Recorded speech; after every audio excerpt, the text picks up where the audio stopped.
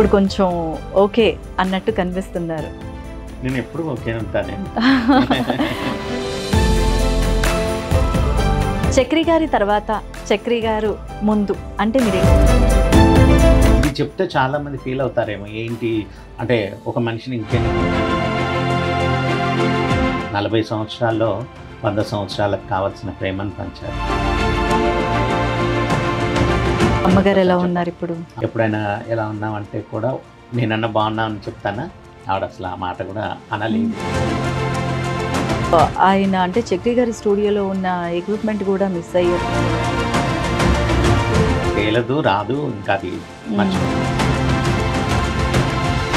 ఇది అడగకూడదు జనరల్గా. అంటే చక్రి గారు చనిపోయిన తర్వాత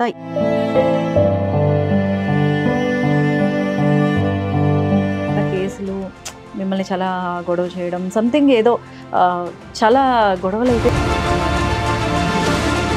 ఆస్తుల కోసమే కదా ఆవిడ చేసిందంతా. ఏమీ లేవని క్రియేట్ చేస్తూనే వీళ్ళు ఆస్తుల కోసం నన్ను హింసిస్తున్నారు. మరి గద్దర్ అవార్డ్స్లో తెలంగాణ బిడ్డ అయిన మన చక్రి గారిని అది కూడా ఒకరు అడిగితే చెయ్యాలి అనుకునే పరిస్థితిలో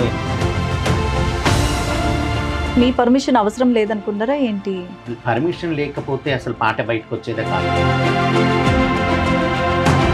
చాలా చీప్గా మాట్లాడారు. ఎవరండి వాళ్ళు? మ్యూజిక్ డైరెక్టర్ వచ్చేసి బీమ్స్ అండి. మీకు డబ్బులు కావాలంటే అడుక్కోండి అన్నాడు మ్యూజిక్ డైరెక్టర్. ఫైనల్గా కోర్ట్ త్రూ అది కూడా వెళ్తున్నాను. బిఫోర్ సినిమా రిలీజ్ నేను స్టే తీసుకొస్తాను.